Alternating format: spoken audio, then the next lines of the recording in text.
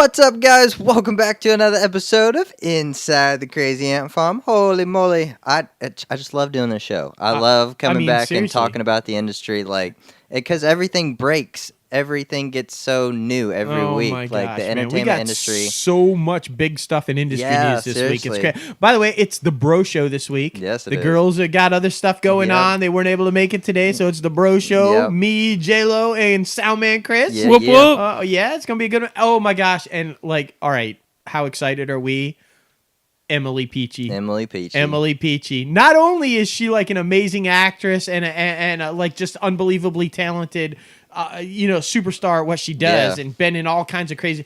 But she's a huge fan of the show. Yeah. She listens every week. She's going to be, big surprise, she's going to be participating in the top 5 this week with us. Right. So, man, I can't wait to talk to her. Yeah, she's going to be a blast. Yeah, I cannot wait. Blast. But let's get started off with some industry news. Oh, man, the first thing is AT&T is thinking about selling the rest of their stock in Hulu. Yeah. I mean, it's basically just going to become Disney's now, right? Yeah. I mean, 10%. They have 10% ownership. And for anybody who may be new to the show or living under a rock or whatever, I mean, as you guys know, Disney and 21st Century Fox are merging. Yeah. They're to become one company. Yeah. Whoa. And 21st Century Fox had a percentage of ownership in Hulu, and Disney had a percentage of ownership in Hulu, and Comcast had a percentage of ownership in Hulu, and AT&T, Time Warner. So basically, after the merger, Disney will own controlling interest, 60% controlling interest in, or 70%, 60 or 70% controlling interest in Hulu, meaning it's theirs. They can do whatever they want with it. So it kind of only makes sense for the rest of them. What are you going to do with 10%? Do you think Comcast is just going to do domino effect? They're just going to sell it off later? I know Comcast and Disney are in like this headbutt fight all the time. They're not in a good place. It was, if you guys don't remember, it was a brutal battle for 21st Century Fox between Comcast and Disney, and the mouse won. Yeah. But why hold on to like 30% of something when you have no say. Exactly. Disney's going to own the majority stake in it, so they can do whatever they want with it. What are you going to like? Exactly. Is it Comcast that's going after Sky anyway? Oh, they got Sky. Remember, Disney gave it up and made Comcast pay like a shit ton for it or whatever. They just want the international TV. So there you go. Yeah, but here's my thing. Right now, while Hulu is successful, it hasn't been profitable yet. Right. And so, for anybody who doesn't know, all of the owners, Disney, Comcast, Time Warner, all of them, they've been contributing. They each, every year, put up money, billions of dollars to sustain Hulu and keep it running. So if I'm all the other ones who own the small percentages, like AT&T and like Comcast, I'm thinking, why would I keep putting billions of dollars when we only own like 10% of it? Fuck that. Let's just sell it to Disney and they'll have to pay it all. No, just spite. Maybe they'll just keep owning it just like to have a tiny bit. But it's not profitable. So they have to keep paying in. I mean, they're losing money if they have no say or control because they only own 10%, and they would have to still contribute money to keep it afloat. Yeah. Well, I wouldn't do that for Spy. I'd be like, fuck that. Here, take your 10%. Yeah. I mean, and get out of it as quick as possible, you know? I mean... Well, we're kind of familiar with those situations, like people just holding on to something that it's not going to do anything for them, so... No, I mean, basically, it's worthless stock. Exactly. At this point. I mean, so... Well, maybe they'll hold on to it and wait for it to turn a profit, because when Disney comes over, they might be... I mean, that's a possibility. It's because I think we all know, and we're about to talk about this a little bit in industry news too, moving down on the subjects here, but I mean, we all know that Hulu is going to be Disney's non-family part of the streaming service. What if they just This is the Disney After Dark. So. Yeah, exactly. What if they just Comcast just waits to sell off their stock after they see how profitable and how successful the Marvel things will be? So let's talk about that. I think we all... Well, when you're selling stock like that, when you're selling it off, anybody in the company can buy it? Anybody who owns stock can buy up that stock? Could they actually take a hold of the AT&T stock and even have more on the Comcast side? To maybe have a say or have some control? Mean, could Comcast buy AT&T shares? Sure they could. But that would still only give them like 30%. Yeah. That still says... Or 40%. That's not, that's not silent partner. That's not majority. It's not majority rule, but it's not silent. No.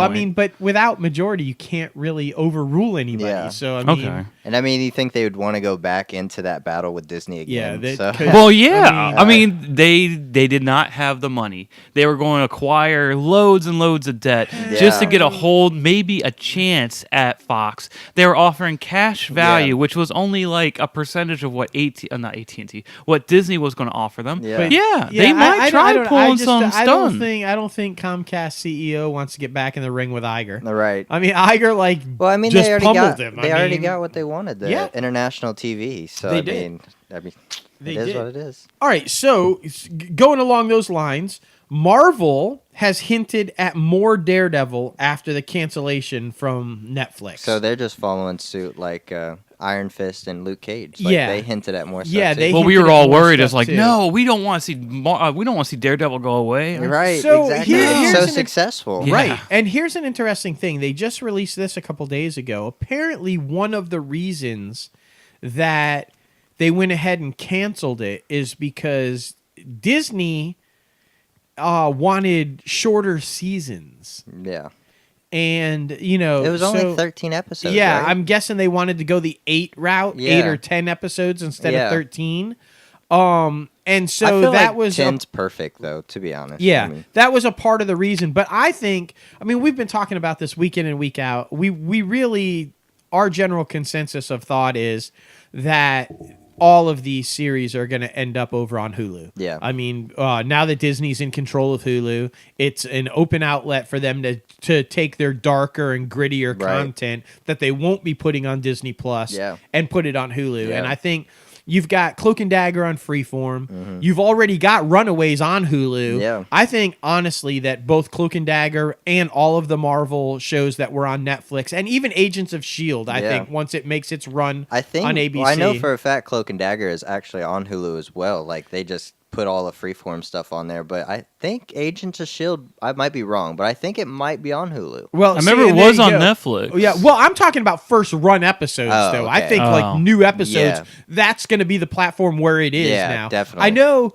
before the current season of S.H.I.E.L.D., season 6, it's getting ready. They already renewed it for season 7. Oh, damn. And it was on the bubble. Yeah. Everybody thought they weren't even coming back after Shit. season 5. But not only did they do season 6, but they did season 7. Yeah. Interestingly, though, season 6 was shortened. It's a shorter season. So kind of along the lines of what they wanted to do with the Netflix series. So that's what I'm saying.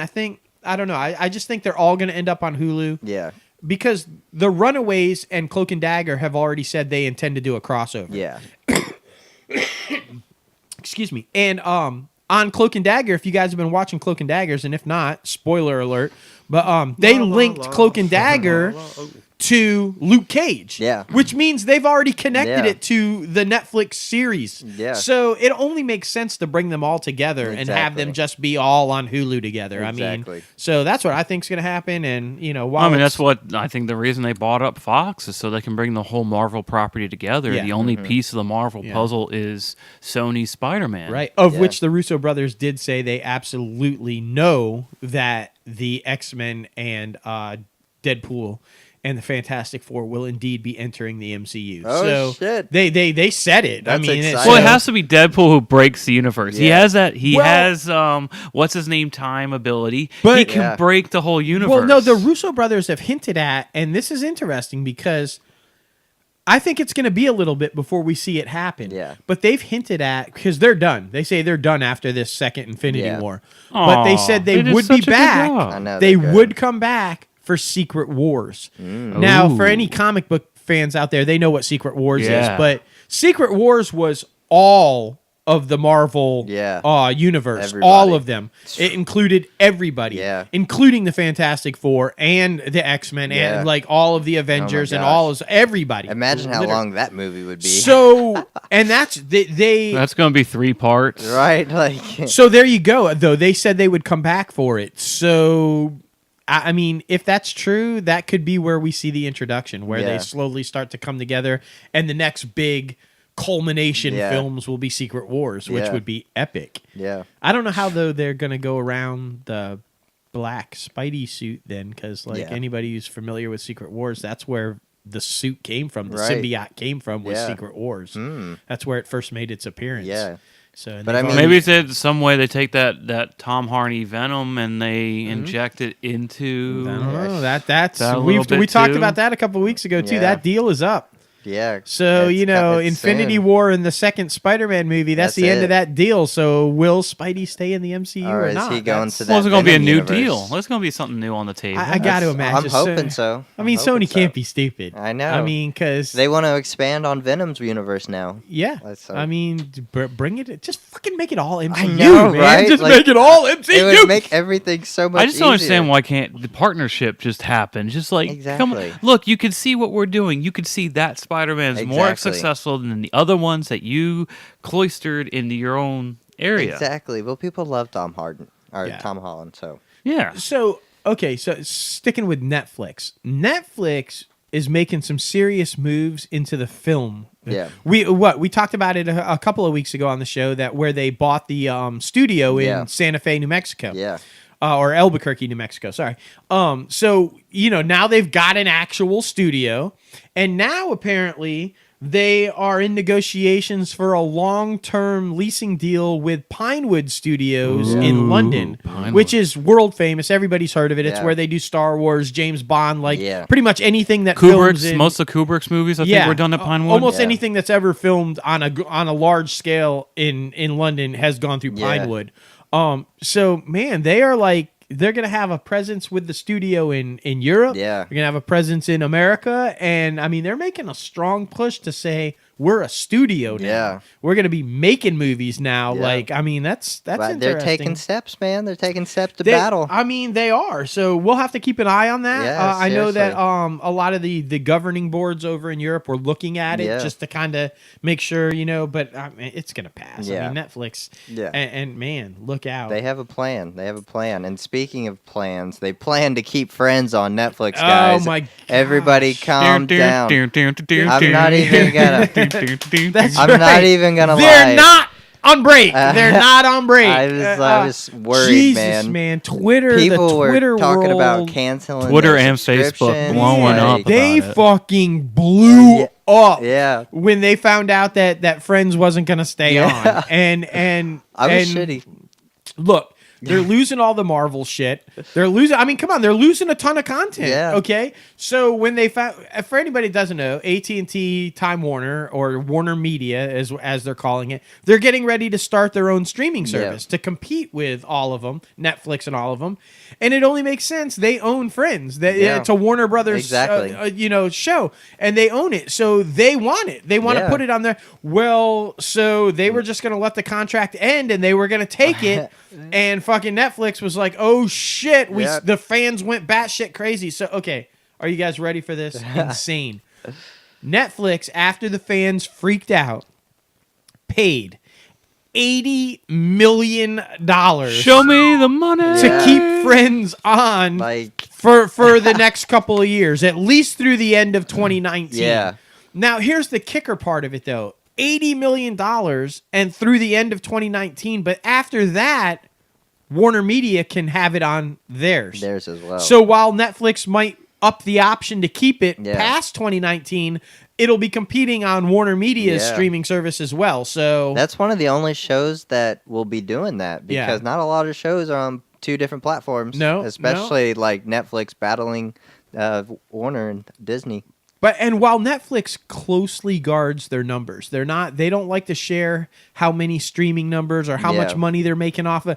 But when they're willing to drop $80 million at the drop of a hat Yeah. because the fans freaked out, Yeah. Friends must be raking in some You know. serious dough for Netflix. Yeah. Well, so every time you go 'Cause- on there, you go like popular shows, Friends. Yeah. Friends. So Every You know how time. many people probably watch it every day? Well, Like, and let's remember, the happiest people probably out of everybody for that $80 million deal is the cast. Oh yeah. Because remember, they were Religion, negotiated yeah. after Seinfeld. Yeah. Remember, they get have a lot. ownership in the Yeah. show, which means every time these type deals they're Yeah. not only getting the residuals from airplay, Yeah. they get that chunk of ownership Exactly. money. So I mean, they're like fucking banking. When they're on both streaming services, do you think they're going to get two separate checks? I mean, you would think so. What did we say? I 50 million. Yeah, 50 million a year. a year. Yeah. For each one of the Friends is Yeah. making $50 million a year just off of Friends. Yeah. And it hasn't been on the air for how long? Exactly. Like, But maybe that's- this is a show the Friends cast is like, hey, Netflix has the money. You want to come over here and do a little rebooting? Come back and do a little reunion show. It seems like there's always one of them that doesn't want to do it. Yeah. Like, I just... I don't know. I but- think all the girls want to, but I think the guys are kind of skeptical. Yeah, but because... I don't want them It's- to ruin something Exactly. that's I think already it's always up. iffy. Harry- Like Harry when doesn't want to to do it's it, I'm not so sure. good, Yeah. do you want to come back and Exactly. tarnish it? Yeah. I guess. Well, my mom was a huge fan of Will and Grace, and when that came back on, she doesn't like it now. Like it's just not what it was. But it doesn't hurt the older Will and Grace. Does it hurt to her opinion? Like, She feels like they're exactly the same person, so they haven't shown any growth since like however long. And in the original Will and Grace, they like meet each other at the end, don't they? Like meet each other back at like college or something, Yeah. and then like they never really resolve that. I right, guess. So. right. Or at their children's college. I mean, that's what it was. sometimes it's like remaking. well, there was a change in the. I mean, Roseanne. There was a big Yeah. change. Yeah. There was a lot of growth. Yeah. They're still needing growth, but that's how you kind of Yeah. have the show. There was a little bit of a. I just think sometimes though it's like the same Before it the all same fell apart. The same idea of remaking a classic film. Yeah. Sometimes you just don't want to retouch it. You don't want to touch You it. don't want to touch it again. And I Yeah. think there are some television series like you just Well, don't like- want to go back yeah, and but touch it again. Like, here's like- the. Well, I mean, they are though. Every film they're redoing. Yeah. You ain't kidding. Like, but for real. for me, there's a few. Maybe this could even be a top 5 category one week. Like films you absolutely do not touch. Cannot Like, remake. like Breakfast Club. Yeah. Do not Do ever not fucking touch remake that. Breakfast Club. Oh my ever. gosh. Unless it's like they're all older. Yeah. It's all of them as adults or Right. something like that, Exactly. and we're revisiting. But don't redo it with like a new cast for a Agreed. new. No, fuck no. I think the same thing would happen that happened with Dirty Dancing when they tried to reboot God. Dirty Dancing, Oh. Yeah. and the fans were like, "Fuck No. you, nope." Yeah. nuh-uh. And then they tried the And stupid Footloose. sequel, and Yeah. oh god, Yeah, the Footloose wasn't that good either. That was no good. Uh-uh. God bless Juliana Huff, but it was not good, man. So, but yeah, Seriously. the Dirty Dancing fans were like, "Fuck you, Yeah. no, Yeah. no." So they tried the stupid sequel, Yeah. Havana Nights or whatever. Yeah, Oh it my was God. awful. And Patrick was- Swayze was actually in that, but for like a scene. Or Yeah, something. it was. God, it was awful. It was. So, it was not. but good. I think the same thing would happen. I think if they tried to do Breakfast Club, they would shut that shit down. Yeah. Be like, mm-mm, Yeah. nope. Seriously. But yeah, there are just certain things I just think Yeah. you shouldn't touch. Yeah. I mean, and Yeah, but when the well is dry and I know, everybody, man, I you're mean, right. nostalgia is big money right now. Just look at, darn it, Lion King. yeah. I know. Yeah, yeah. But It's a shot for shot remake in CG, and they go, oh, it's live action. yeah. But I got to tell you, I'm all in on that because it's Favreau. Yeah. and like I just think he's a genius. But you and know what I so- am worried about? I watched the Aladdin one again, and I'm worried about the Aladdin one. Yeah. To be honest, I'm not Yeah. worried about Dumbo or Lion King, but the Aladdin one, like, eh. Well, it's not gonna be shot for but shot you know remake. Why? It's a, you it's know a why new though? Because at least with the Lion King, they were able. They weren't stupid. They went Yeah. back and got James Earl Jones. Yeah. There were just some, Yeah. But unfortunately, and God rest his soul, you can't replace Robin Williams. Yeah. Look, No. I love Will Smith. I do think too. he's an unbelievable talent. I Yeah. think he's a great guy. He is not Robin Williams, No. and he is not going to be the genie. Oh, And no. I just feel like you shouldn't have attempted that without Robin Yeah. Williams. Remember when they did the sequels on the cartoons Yeah, and without it Robin wasn't- Williams, yeah. and it just, it Yeah, sucked. it was awful. They even paid him whatever he wanted to come back for the third Exactly. one because they're like, nah, fucking like, these sequels suck. Yeah. Like, I mean, I don't know, man. I mean, we'll see. But the trailer did not look good, so that's what I'm going off of. I mean, and they didn't like. They didn't even. It was the beginning scene where he's like going into that the sand tiger's mouth and going up to get the thing. Yeah, it's like, It looked It looked cool. It looked cool though. Yeah, like just the look of it by the special effects. But they're doing them all. Remember, they got Mulan coming too. Live action Mulan. I haven't seen anything like any trailer about. Are we gonna get some Western sauce back at McDonald's again? I mean, I don't know, but I mean, and that's another thing. You know, the live action Mulan, because you know they're gonna have to CGI the dragon. Is it going to be Eddie Murphy? Oh my gosh! Because I feel like if it's not Eddie Murphy, it needs to be Eddie Murphy. Eddie Murphy was so good. Yeah, there are just certain. What's Eddie Murphy doing right now? What's he doing right now? He just had another kid. Like kid number what? 10? 10. So it's like give Eddie the job. He needs a job. You know, like didn't they say they're doing a live action Shrek too? I don't know. He's got to be Donkey. Yeah, I mean, seriously. Just give that man a job. Oh my gosh, 10 kids. That's so freaking funny. But going back to Marvel, I mean, speaking of diversity and everything, they're about to start. I don't even know who this character is. Exactly. Shang-Chi. Yeah. So if you are a comic book geek or nerd, you know who this is. It's the Master of Kung Fu. Yeah. If you're not, you have no idea who he is. Like, he's one of the only people that can go toe-to-toe with Iron Fist. There's like, in the Marvel comics, in the Marvel universe, comics universe, there are several people who are like the ultimate martial artists. Yeah.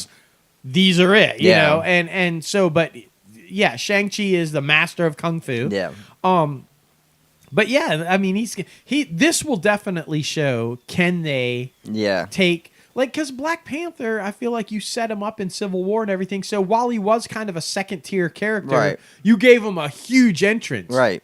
Shang-Chi, this is going to be like the test of, can we take, like, somebody who nobody has heard of and, like, put it out there and have a Marvel hit? They should have put him on Iron Fist before it got canceled and then shot it out of a cannon. Well, and then the question is, because they hinted at we would see more of Iron Fist, will Iron Fist pop up in the Shang-Chi movie? Yeah, we were talking about that too. It's a strong possibility. Remember, the television shows and the movies are all connected. They all take place in the same universe. Exactly. So that maybe we see Iron Fist pop up in Shang-Chi's movie. Yeah. But they said they want to do with Shang-Chi what Black Panther did. Yeah. They want to show an Asian American culture and the Asian culture in this broad light and kind of expose it and for like what Black Panther did for the African American culture. Well, we saw how popular Crazy Rich Asians was and how much everybody loved that. Yeah. So.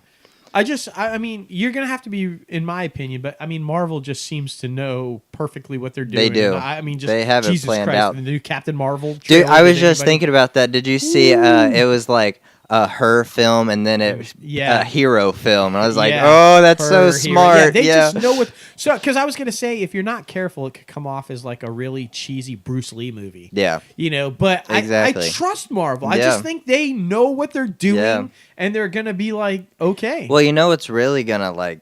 The test is going to be these new generation of superheroes. Yeah. Like all the new people coming in. So it'll be interesting.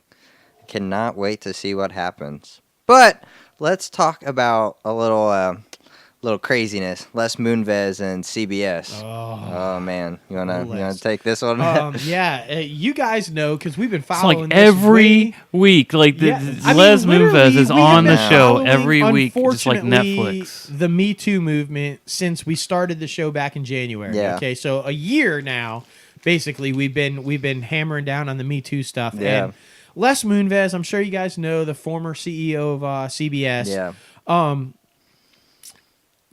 Apparently, even today, more accusations came out against him. But part of his separation deal was that CBS was going to conduct an internal investigation because upon his exit, he was supposed to get $120 million parachute as an exit package. Yeah. But if he's let go due to circumstance, then he doesn't get that $120 million. Well, apparently the internal investigation is complete. The New York Times has got a hold of it, and it's going to be presented to CBS. Yeah. And apparently this investigation shows that he tried to destroy evidence. He tried to pay off people. Yeah. He tried to cover up and save his name. Yeah. Well, we talked about that one messaging app or whatever, the documents one, or that everybody deleted and got rid of. And apparently now there's just all kinds of stuff coming out against Les before he was at CBS and after he was at CBS. And he's been, apparently this has been for a long time. So the point being is that it looks like Les ain't getting the $120 million because it looks like CBS is going to have cause to fire him. Yeah. And so... Well, not on top of cause, but, I mean, trying to destroy evidence and hide files is not an easy way to get yourself back into a courtroom. Or a federal investigation of a... The way I think Les ain't hurting, I think you just walk away. Yeah. Say, you know what? Okay. Keep the $120 walk away and start million. going to a country without extradition. I just feel like... I don't know. I mean, because I haven't seen I haven't seen a report or anything, but it would appear that the behavior ended prior to his current marriage to Julie Chen. While it did take place over decades, apparently it did, and I don't know. And if there are any women out there that were after Julie Chen, I'm sorry, but it appears that it ended before Julie Chen. Yeah. So that marriage seems to be stable. It seems to be a loving home for their child. Yeah. She's standing by him. It just seems to me like, Les, walk away, bro. It's not worth the money. Exactly. If it just don't worry about the $120 million. Seriously. Go be with your family. Do what's right by your family if that's what you do, and just walk away, man. Exactly. I mean, own up. I think he should own up to it because he's still swearing all of it's consensual. But if not, then own up to it. Yeah. You made mistakes.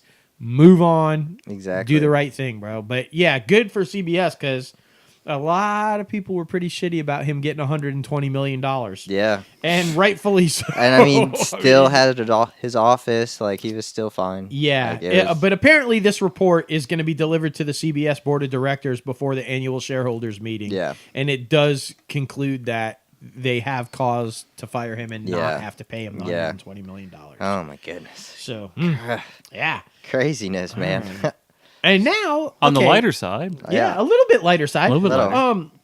And this is interesting because Viacom recently, the CEO of Viacom made a statement about merging with CBS again, and he said he's not too concerned about it. Because somebody asked him, does he feel like they need to go ahead with the merger with CBS or merge with somebody else to compete with these giant conglomerates of AT&T, Time Warner, and Disney, 21st Century Fox? And his answer was interesting. He said, you know what? We're happy where we're at. We're happy with the size that we're at because we see opportunity. Yeah. And this kind of goes into our next story. He said that with all these mergers and everything, executives, really talented executives, are becoming available because they're being squeezed out because they don't need multiples. And he said, we're just cherry picking executives and we feel like we're in a really good spot. So I thought that was an interesting argument to say, no, we don't want to merge. So leading into Bad Robot. Yeah. Lindsay Weber. She has been the head of Bad Robot's film division, which is J.J. Abrams, for anybody who doesn't know. Yeah. She is leaving to be to go to Amazon Studios and head up their television content division. Yeah. So that's interesting because that's remember, a big pickup. Yeah, remember on last week's show we talked about JJ's fishing around a mega deal where he brings all of his shit home in one place. So I guess Amazon's not the place. Yeah. You know what it really reminds me of? It reminds me of like fantasy football right now. Everybody's just drafting, picking them. And look, I mean, I think the Comcast the Viacom CEO is right. I think that as you see these mergers happen, people are going to be available, and you're going to get some really serious talent. Well, how many people has freaking Netflix got from Disney because of the whole merger? Exactly. Rich, and then you brought up with Shang-Chi and Marvel and stuff, diversity, but forget the in front of the camera side, behind the camera side. Remember we said that when that happened, Disney was now without any African American representation in their like division heads or their their executives, and they all went to like Netflix and stuff. Exactly. So now they're in search of looking for trying to keep that diversity behind the camera too. It's really just an interesting time right now, man, with all these mergers, everybody leaving, everybody going. Oof. So we shall see what happens. There's just, And where is JJ going to end up? I Yeah, still think seriously.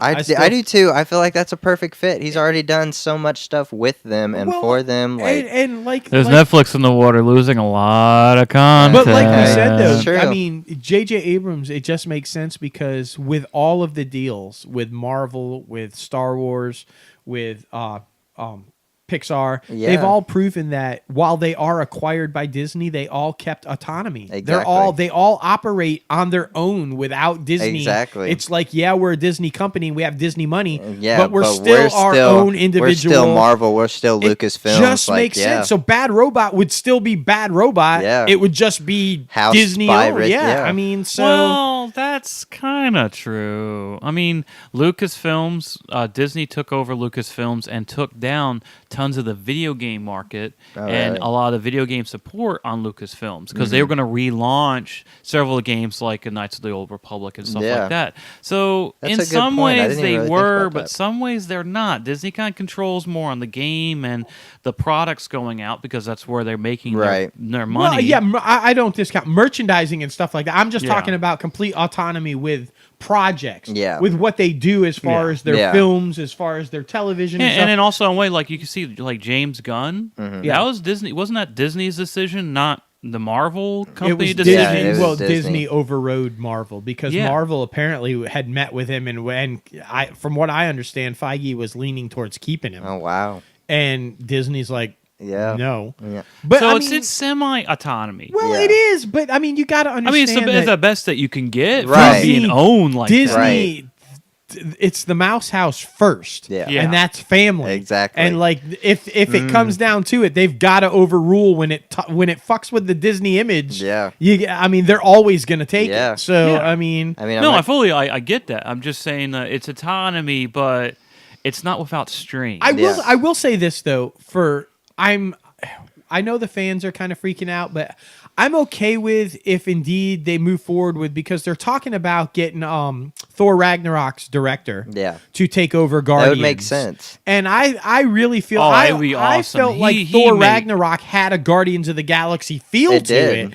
For sure. You know, and so I really feel like while it won't be James Gunn, it will be James Gunn's script. Yeah, they decided to keep that. And if you can have a director to come in and hold true to James Gunn's vision of the characters, I think it'll be all right. So I hope that deal works out, and I hope that's what we see. Same. So, I mean, you know, just something to keep an eye on. Yeah, but- I am excited about Suicide Squad 2, though. So Me too. That'll Really? be interesting. Me too. And Harley Quinn. And Harley Quinn. Oh my gosh, Harley Quinn. Oh, because Yeah. they're all from him. He's directing? Suicide Squad 2 is going to be from him. Wow. Yeah. It's so Not Harley Quinn though. That's, No. that's totally separate. I've only seen two movies. His little mockumentary in New Zealand about vampires. Yeah.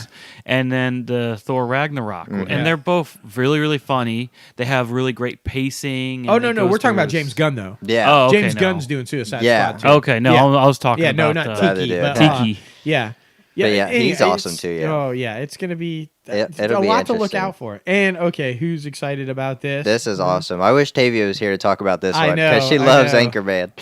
Oh man, Will Ron Ferrell. Burgundy. Case of Yeah, we're gonna have a new competitor in our market, right? The we are. podcast Yeah. market. Will Ferrell's starting a Ron Burgundy podcast on iHeartRadio, set for 2 seasons. Both seasons are going to be 12 episodes, and it's supposed to start at the beginning of 2019. Yeah. That's Look, pretty epic. I I hope mean, he's just making There's a fun lot of the of news people the out whole there with time. Oh, long I mean, come drive on. times. There's a lot of people out there long drive times, and we need podcasts to Yeah. keep our butts awake. Yeah. I'm doing 2.5 hours when I go to work. Yeah. And But Ron Burgundy is Yeah. gonna be in. I mean, and he's got to have Carell and all of them Dude, do oh guest my spots gosh, on it. seriously. You know, Christina Applegate. Rudd, stuff. yeah. You got to. Like- if you don't bring them in for No. guest spots or guest commentary on it, then epic fail. I mean, Seriously, he has to. Like, I really want them to make fun of the news the whole time and make fun of Trump and make all that shit. There's going to be so many opportunities for them to have so much fun with that. I can't wait.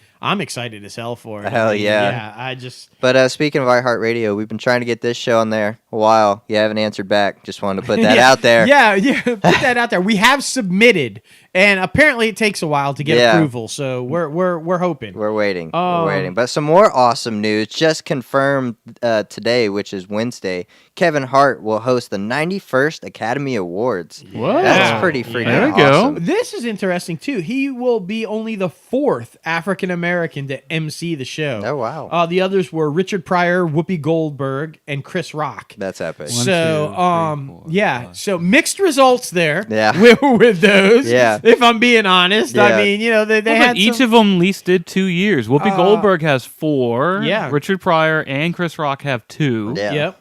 Yeah, so that's going to be really... I'm excited. I like his humor. Yeah. I don't know if he can pull off a clean... That's the thing. Because his humor's very...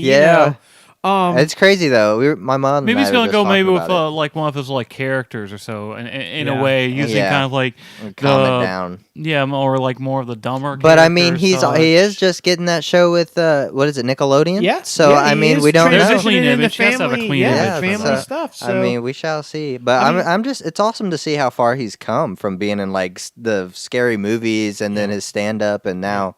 Working with The Rock and now the Academy Awards. The Rock takes all the credit. Yeah. It's like once anybody works with me, they're Exactly. superstars. How come we haven't had The Rock doing the Academy Awards? Ooh, I'm surprised we haven't did. That would be hilarious. Yeah. I mean, he kind of looks like the Academy Awards. Yeah, he does. He just hold the. He's like he is Oscar. We'll just start calling him Oscar. He just turned around. It's like that's really nice. Y'all did a statue of me. That's right. That's right. So 1 in, 1 out. Yeah. Kid Rock outed as the Grand Marshal of the Nashville Christmas Parade. Oh man. Because on an appearance on Fox News, he called the co-host of The View, Joy Behar, which I don't disagree with Kid Rock here. Whoa, but apparently we're getting he a little called her controversial a bitch on television. There's some people that just don't care. That They just don't give a shit. He's one of them. He does not give he up. doesn't. No, he says what he thinks, man. And I mean, I respect that. I do too. But yeah, apparently that didn't go over so well. What is this stemming from? Do we know? Like why? I think that it's a good question. Yeah, right. I don't know. I mean, I do vaguely remember her having some discussion on The View about his Senate run that wasn't really a Senate run kind of thing. Oh, by the way, they ruled that he will not be in any trouble for cool. with the election commission or anything like that. But there was some talk there and stuff, and I think maybe it kind of stems from and I that, mean, we never know what goes on behind the scenes. There's a lot of shady stuff that goes on. Yeah, so, I mean, but I do like that he says what he thinks. Yeah, I mean, respect that. I mean, listen, Joy, if you can dish it out, you got to take it. Seriously. If you can talk all you shit about Trump and anybody you disagree with, because she does. And don't get me wrong, I agree with her, everything she says about Trump. Right. But if she talks a lot of shit about a lot of people, and while she may not use profanity, she's still talking shit about a lot of people. I feel like those type of shows are kind of like gossip because shows. of the day and age we're sitting in with the Me Too movement, and saying instead of just calling her something else, using that bitch. Right. So it's like instead of like she could like call her something else. Right. Yeah. I mean, I just feel like, if you are going to put yourself in, like J-Lo said, that's more of an opinion show as opposed to a news show. That's an opinion show or a gossip show. And if you're going to put yourself out there as a target, you have to expect people to fire say things back. That was about literally the opening mantra for them forever. I wanted to get a show with 5 different women from 5 different perspective views. But I mean, but it's the again, same view. while maybe he didn't have to use profanity, right? Still. He could have called her a pig with lipstick. Is that what Barry called Hillary? Yeah. I mean, if you're gonna put yourself out there, you're gonna have to expect to get fired back at. Yeah. And I will say that's not the worst one. I mean, he Right. just went up with the big But C. I feel like that should be for any public official, any person in the public eye like that. Right. Like, I mean, especially like people. Joy Behar is controversial. Yeah. She is. She says a lot of stuff that gets a lot of attention. She's gotten in trouble for some of the stuff she said before because of how outrageous it was. Yeah. I mean, and she's backpedaled on that. Yes, I mean, so I just feel like you gotta take it if you give it. exactly. So, And I mean, if all else fails, we're all human. So exactly. Yeah. This next one excites me.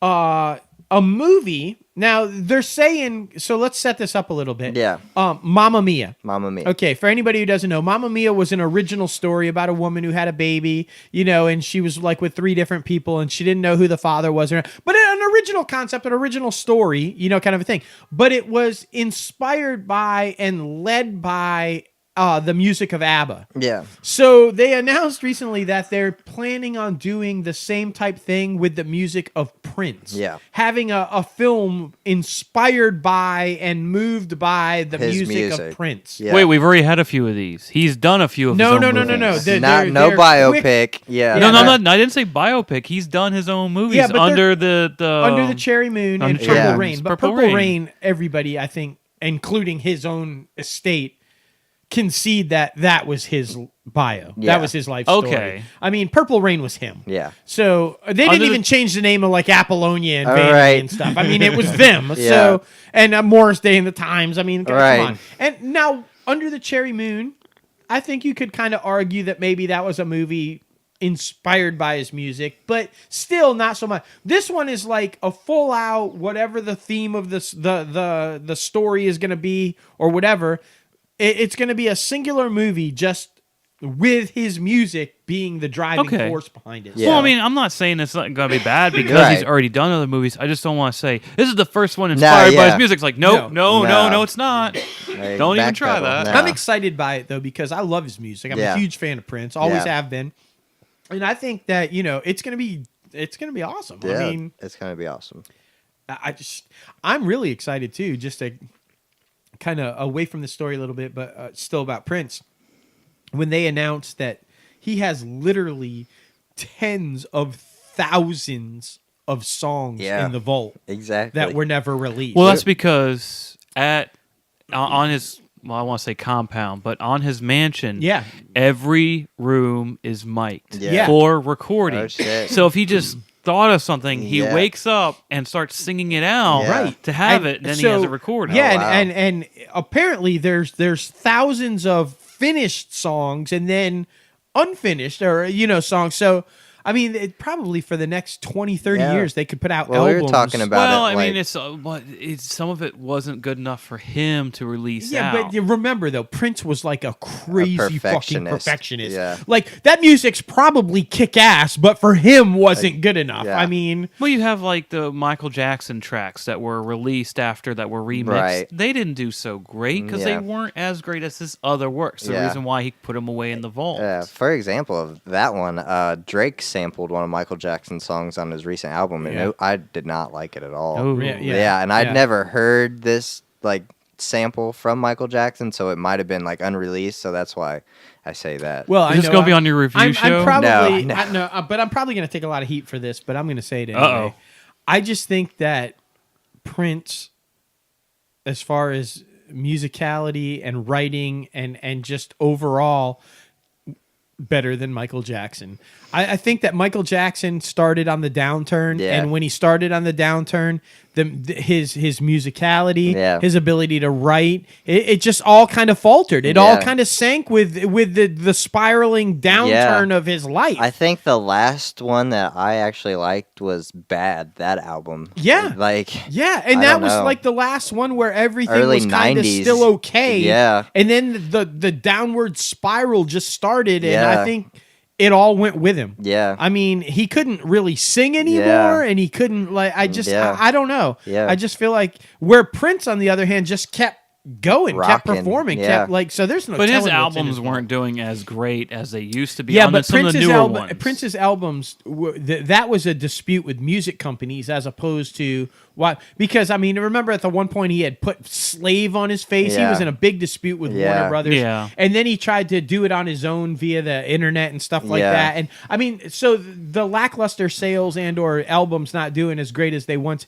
was because of all of the disputes. Well, there was also one situation where he kind of inflated one of his albums in a very sneaky way. Yeah. He was selling concert tickets, and you would get an album with your concert ticket. Yeah. But it wasn't wow. really that you got the album for free. It's that you were buying the album with your concert ticket, meaning he was making record sales on every time you bought a ticket. Damn. Because you're like, oh, I don't care about that album, but I Yeah. want to go see Prince because Yeah. you're going Right. to go and see Prince. Right. Exactly. And then he ended up on the Billboard charts Well, I mean, you because can't- he. Yeah. But you can't forced fault his the guy albums. for being a genius. No, that's Yeah. a great way of doing it. That is You know? awesome way of He like just- making yourself He handled his forcibly up there. business. All right. I mean, he's like, how do I increase record sales? I'll include a concert ticket because everybody wants to see my ass. I mean, Right. Yeah. You know? Oh my Like, gosh. oh I'm my not saying gosh. that's a bad idea. Yeah. I'm just saying it's a little, it's Yeah, a way it's a to little force shady. your album out Yeah. there. I feel you. Force it on the Billboard. I feel you.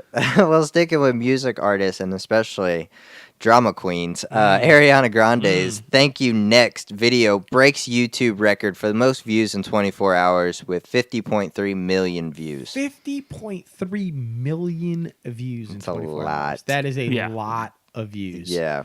That okay. I'm make fun of me if you want, but I kind of liked the video. Yeah. I thought it was funny. 'cause she did a lot of little shout outs to movies, 80s I and guess 90s I'm the only movies. person who hasn't seen it. Man, it's, yeah. Or let me say 90s movies. Yeah. There was a lot of shout outs to 90s like Legally movies, Blonde, like Legally Blonde and and, Mean, Mean Girls. Girls. And so Yeah. I thought it was creative. Yeah. She And get Bring It On. and Bring It On. Yeah.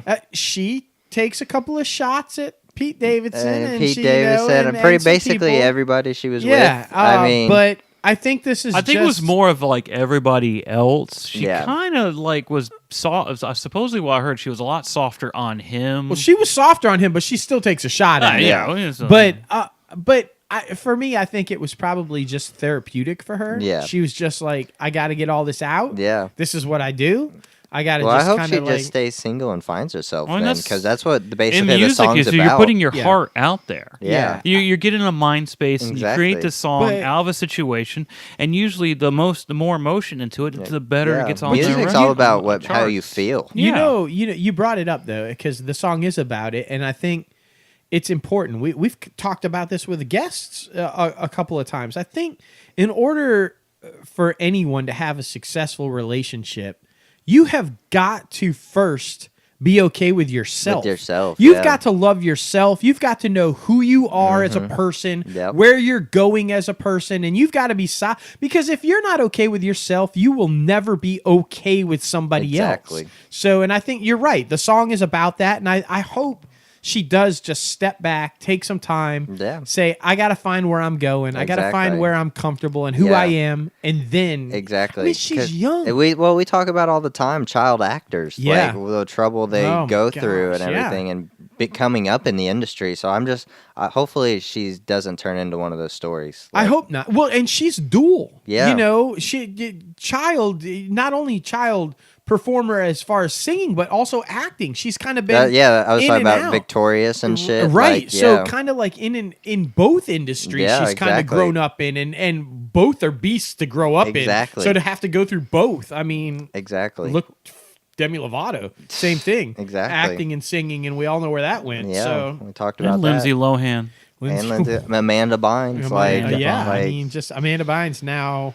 How man, we could just guess. keep on with yeah, like, just going Amanda down the Bynes list. kind of like okay now though. Yeah, Kinda like just yeah, she seems to be fine. Well, I think she did what we were just talking about. She stepped away, realized she was Well, totally she went fucked, to jail.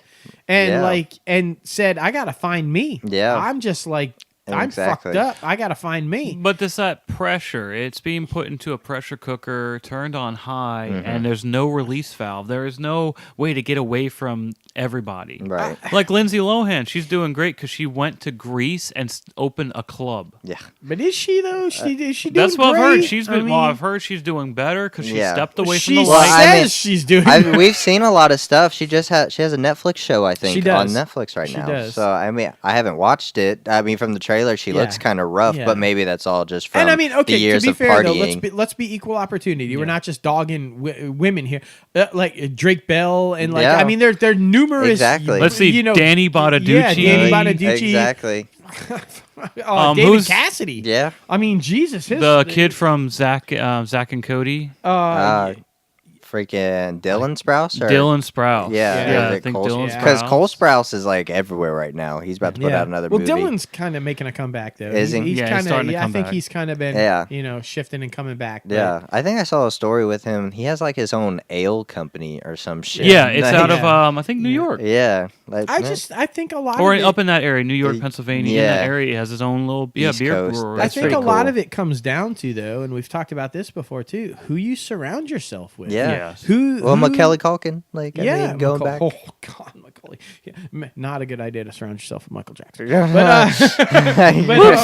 But anyway, like, yeah, I mean, because there are plenty who have done just fine, who Yeah. have come through it and Exactly. been like, made it to the transition to adulthood and are okay. Mm-hmm. I just think there's a difference, with who you surround yourself with, who Yeah. your people are. Well, let's talk about the originals, Mary Kate and Ashley. Yeah. Oh my well, gosh. one half. Or Drew They're very Barrymore. successful. Drew Barrymore. Drew Barrymore. I mean, Yeah, Barrymore, she went down that's a right. crazy Yeah. track. I mean, but she talked she's about, fine now. She talked about Yeah. fucking, doing drugs, At smoking like weed and 50, cocaine. yeah, like at 8. Yeah, at 8. Yeah, Like, that's what it was. Jesus, Like, I mean, she was like, and yeah, it was so crazy. yeah, Goodness gracious, I mean, it can be very fun, but it can be a dark place too. yeah. The industry, Yeah, in the whole, industry.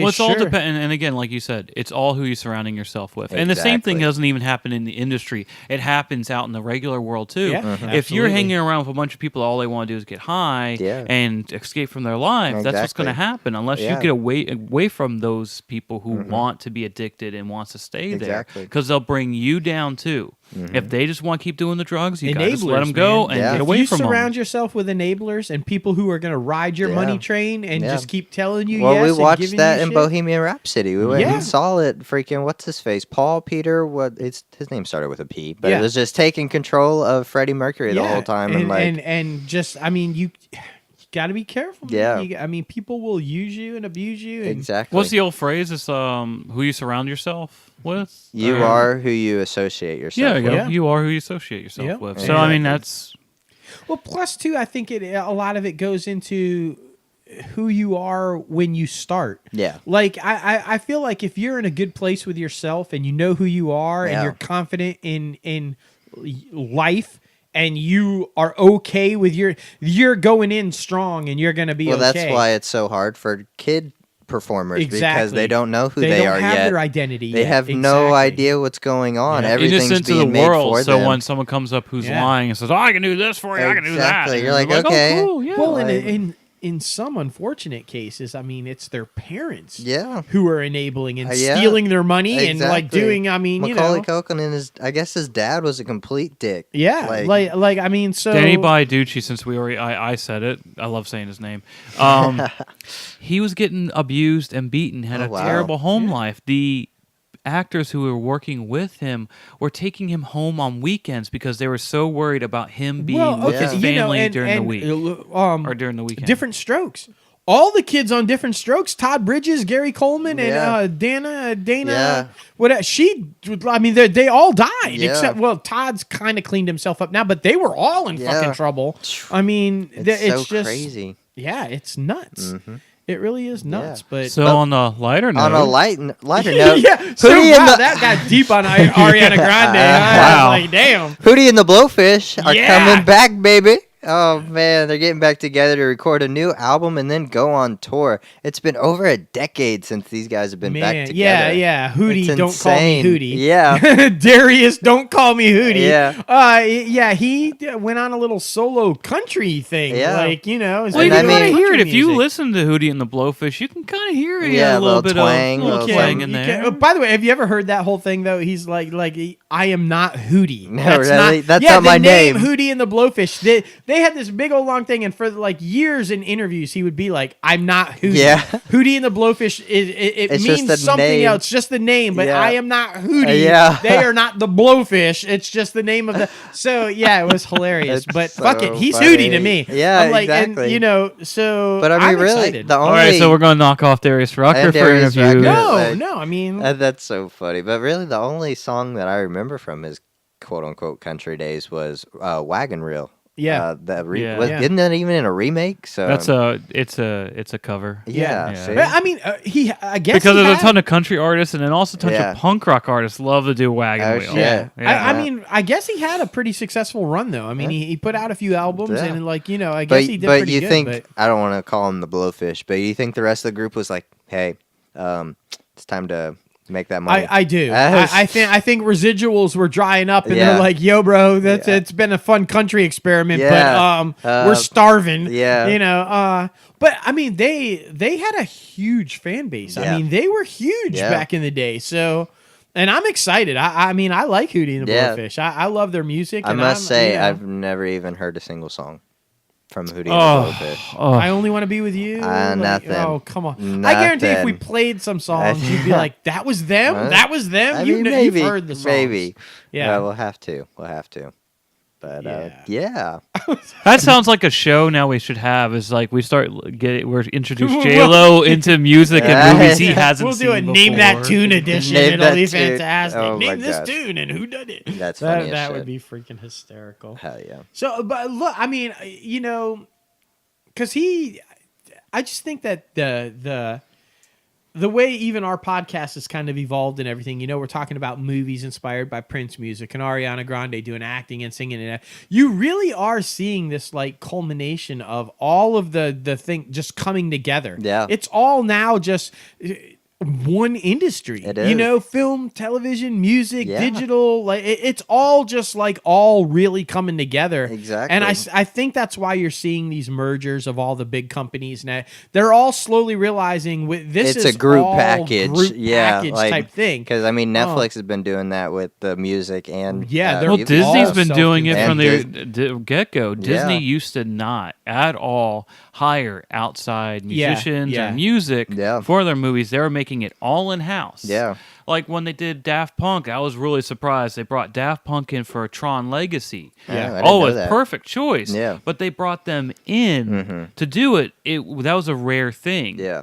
Usually they had their Netflix- own people in their own pocket. Like, George Gershwin was mostly known for a Right. Disney musician. Yeah. Speaking of Netflix, it's funny because Netflix and Disney always seem like they're at war with each other. But Netflix has got a great documentary on there right now called Walt. Yeah, I saw that. Yeah, it's a documentary that was done by his daughter, who recently passed away, by the way. Aw.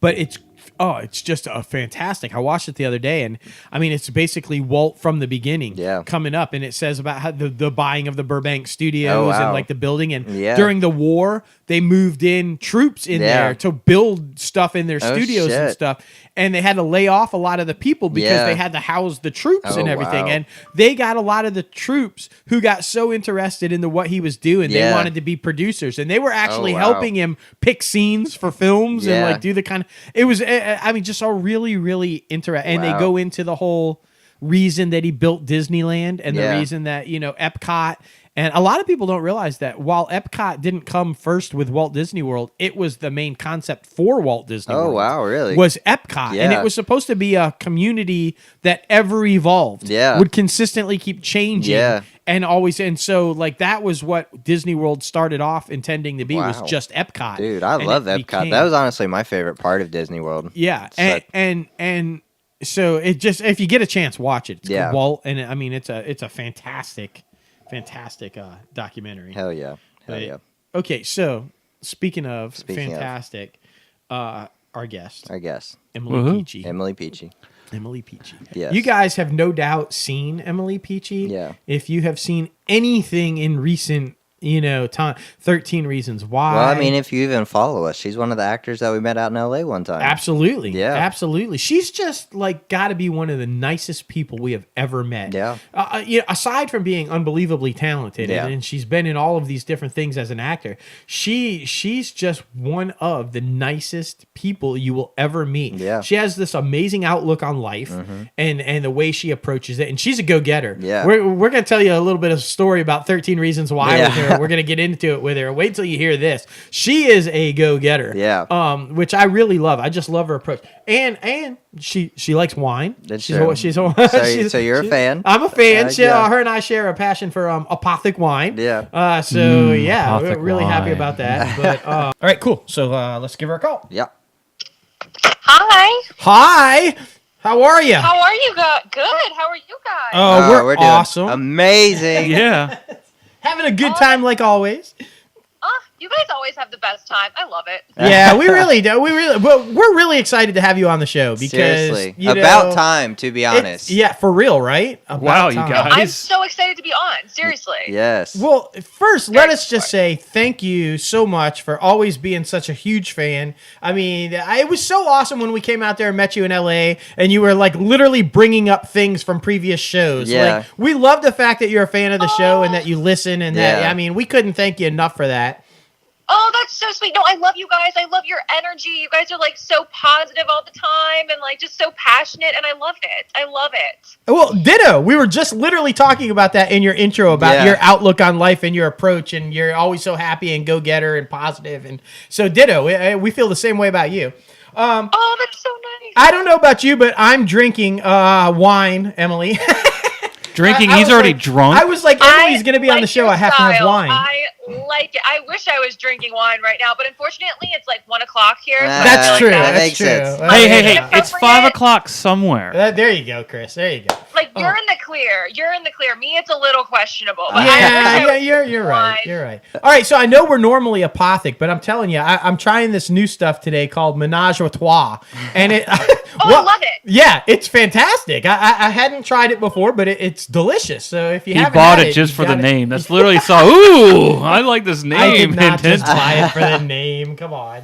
You know I love my cheap wine. That stuff's good. That's That right. stuff is so good. Okay, so you brought it up, cheap wine. So let's just jump right into it. Mad Dog, are you Orange Jubilee or grape? Jeez. Okay, I'm not a Mad Dog fan, but I've gotten really into like the Gallo family, the kind Oh, of they yeah. sell by, like, Yeah. the gallon. It's like $4, and I'm like, $4. it's so amazing. It's so great. It Yeah. is. It's I cheap. mean, It's economical. I'm about it. That's right. Sometimes you just need a good cheap wine. I mean, you Exactly. just need to do it. You just want to buy it by the Honestly, I don't gallon. know the difference. Now I've gotten so used to cheap wine. I don't know the difference between good wine and not good wine. Honestly, I mean, Well, so does the experts. The experts can't distinguish the cheap wine from the expensive literally, either. guys, what were we just talking about early on before we started recording the show? I was saying the same thing. It's like I go out and when I go to these functions and everything, I'm drinking like these $30 glasses of wine, or $1,000 bottles of wine and stuff. And then I come home and drink my $12, and I'm like, they taste exactly the same to me. I don't understand. Like, I couldn't tell the difference. I seriously couldn't. So. My parents want to get me a wine class because they think that I'm like not educated on wine, and I'm not. But like I like it that way. They're like, that's what we're getting you for Christmas because you can't just like keep drinking Apothic. I'm like, what's wrong with that? That's an Apothic lifestyle. It's fine. Exactly. Let me live. I don't know about you, and I promised all the listeners we're going to get into an actual interview here in a second. But I don't know about you, but have you seen like the 4-foot tall wine glass from Costco? I totally want that. Like I need that. Oh my gosh. Everybody's like, no, you put corks in it. And I actually like bid on it. Yes, like, see? Yeah. Everybody's like, you put corks in it. And I'm like, no, you fill it. What are you talking Oh my about? gosh. You put corks you in fill it. it. Yes. We can get real industry and go get some Kupla wine. There you go, right? All right. So, for all the listeners out there who don't know, Emily is a very talented actress. She's been in all kinds of stuff. I'm sure you guys have seen The Fault of Our Stars, American Pastoral, Abducted, Veep, 13 Reasons Why, just so many amazing projects. Are you doing an intro again? Is No, that what you're doing? I'm just, kind of saying. I want to take it away from wine a little bit. But so what we want to do is kind of like introduce you a little bit to the listeners who might not be familiar with you, and kind of start off about telling them about how you got into acting and a little bit about your background of how you got into it. So was it something you always kind of wanted to do, acting, or did you kind of fall into it? Or let's talk a little bit about that. Well, it was actually a little bit of both. When I was growing up, I always did like school plays, and I had, a local agent when I was growing up. I grew up in Virginia, and I did like little local reenactment shows and commercials and things growing up. And then I went to college, and my degree was in broadcast journalism and communication. So I kind of took like a similar path, but not completely acting related. Yeah. And then I kind of wanted a fallback plan there, and still did a little bit of acting on the side. And then after college, I decided to go to law school. And on my first day of law school, I booked The Fault in Our Stars, which was I took it as a sign. Yeah. I was like, you know what? I want to take this year off, and I want to, just do the whole acting thing. I'm never going to get a chance to do it again. I can always go back to law school. Literally deferred law school on my lunch break, went to the dean and deferred, and told my dad after school. And that's kind of how it went. That must have been a very brave conversation to Yeah, have right? there. Yeah, how'd Dad take that? I asked my mom to do it. I was like, Mom, I deferred. Definitely. And like, can you tell Dad? She was like, wait, what? It's noon. Like, you didn't even make it through a half a day. I was like, I know, but like, this is a sign. I'm telling you. It's a sign. Oh my gosh, that's epic. Yeah, That is exactly. epic. I mean, you only live once, right? YOLO. Yeah. Yeah. I love that though. Broadcast journalism and communication. Yeah. And law. Brains and beauty, and I mean that's awesome. Yeah. Well, congrats on that. And we're gonna talk a little bit because you've got some interesting stuff on the resume that we definitely want to talk about. So, one of the things we wanted to bring up though, because when we were out in LA and we were talking to you and everything, there was like this epic story you told us about 13 Reasons Why. Yes. And how you ended up being on 13 Reasons Why. So why don't you tell that story? Because I think that is epic. Oh, so I was just a fan of the show. I literally was just a fan of the show. It's one of my favorite shows probably ever of all time. I just think it's so brilliantly done and everything about it is perfect. So after the first season came out, I was like, I got to see where it's filming and see if I could, get on it or whatever. So I saw that it was filming in Northern California and I was in Los Angeles. So I just signed up with like local casting directors in that area, and they called me on for to do a scene or two of background, which was cool. It was awesome. It was so much fun. I love that though, and you like drove up to San Francisco. Yeah, right. Like, oh yeah, yeah. You made the 6-hour drive. I really was just a fan. I just wanted to be a part of it, and it was so cool. It was honestly like living like a dream. I was like, wow, this is so weird. Like, this is Liberty High. This is weird. But I just love the go get 'em attitude. I'm like, okay, I'm a huge fan of the show and I want to be on it. So what do I have to do to get on it? I'm going to track every single person down. Absolutely. And like, I'm used to having, I've obviously like done background like back in the day, but I was like, I don't even care if like I have lines. I don't care. I just want to be part of this. I just want to see it. So that's how that kind of came about. It was really one of the coolest experiences ever because I'm just such a fan of the show. That's so cool. Yeah. So I just, like I said, for all the listeners out there who are trying to bust into the industry and do things, I mean, I think that's the perfect attitude to have. If you want it, you got to go get it because nobody's going to give it to you. I mean, you got to go after what you want, and you got to be aggressive about it, and I it just pays off when you do it. I love that. I love that story, and I mean, you gotta go after it. Okay, so you've worked with some pretty interesting names. I know all of our female listeners, and I wish Tavia and Emily were here today because they would be just all over it. But Michael B. Jordan and Taylor Lautner, and like, I mean, all these people that you've worked with. Like, talk about that a little bit. What's it like to work? I mean, Michael B. Jordan is just exploding right now. Yeah, I've never actually worked with Michael B., but I've met him, and he was on the show The Wire. That was like one of my favorites ever. Yeah. And I've some of the people obviously on the Wire, but he is amazing. He's obviously gorgeous. He's so talented. He's killing it. He really is such a talent. Seriously. And then I've been lucky enough to work with like. Every hot guy in Hollywood, like I seem to just like get to work with, which is so awesome. Like every like gorgeous like teen idol kind of thing is that's like I've gotten to work with, and I've just been so lucky for that. Yeah, that's awesome. So, do you have a particular genre that you really like? Because I mean, the resume is kind of spread out with all different types of stuff. Do you have a particular one that you like more, comedy or drama, or I mean, one that you tend to lean towards?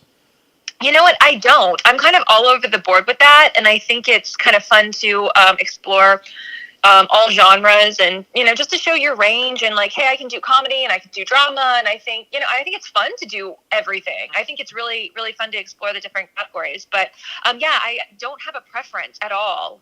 I like it all. That's awesome. That's awesome. So, well, good. And you have range. I mean, for anybody who, like I said, who's seen you in all of the stuff that you've been in, you do show a range. I mean, from comedy to horror to action, and you can kind of do it all. And I think that has a lot to do with your background too. And we're going to talk a little bit about that.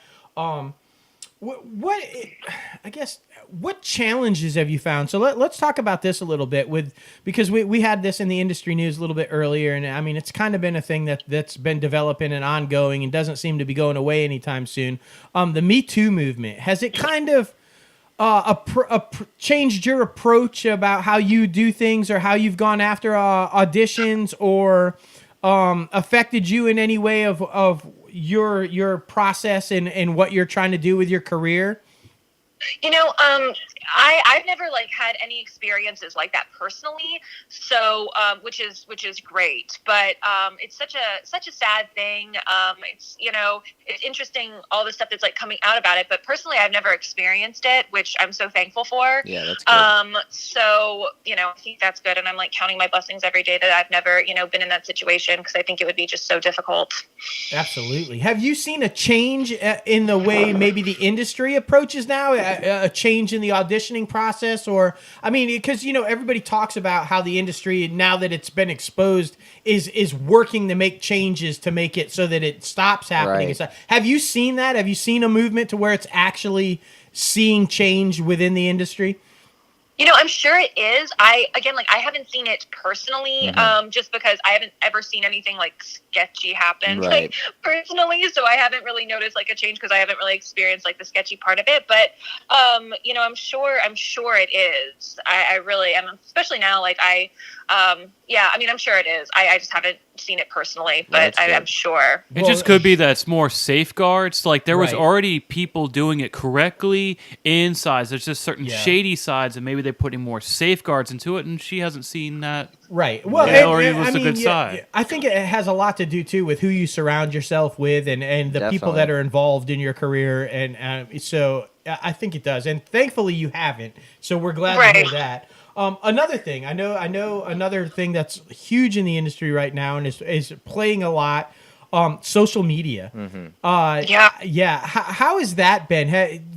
Do you place a lot of importance now on social media? Do you find that it's relevant for when you're doing auditions and stuff? Are you asked, do you have this many followers, or does that play a role in what you're trying to do when you're getting or going for roles?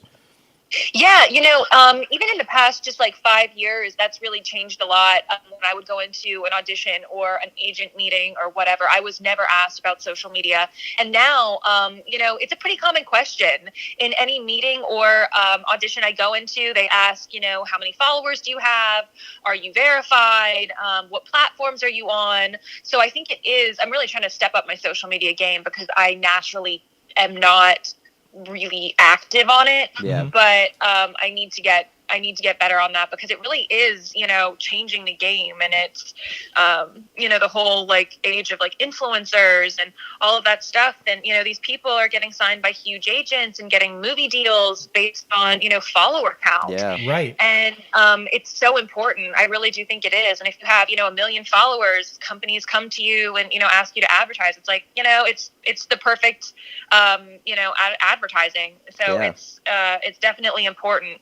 I definitely need to get better at it, because I'm not. Well, I mean, but I will say though that the posts that you make and the things that you do share, they're fun, and they are. It is content that people enjoy seeing. Yeah. You did recently get the blue check mark. You are verified, so that must that has to be the hard. That's the hardest step, it seems, nowadays. It used to not be that hard. Now it's the hardest. Blue check mark. Yeah. It's so stressful. No, it's awesome. Like I love it, but like now I'm like, oh my gosh, now I need to stop posting like stupid stuff. Like now I need to like step up my game for real. It has to be good. Like. I don't know. Some of the stupidest stuff is the most viewed stuff out there on the platforms too. Like my life is too all over the place to have an aesthetic on Instagram. I just can't do it. It's understood. It's understood. I mean, some of the posts though, if anybody's not following you on Instagram, they have to go follow you on Instagram. The trips that you take and these things that the photographs that you post are just phenomenal. Yeah.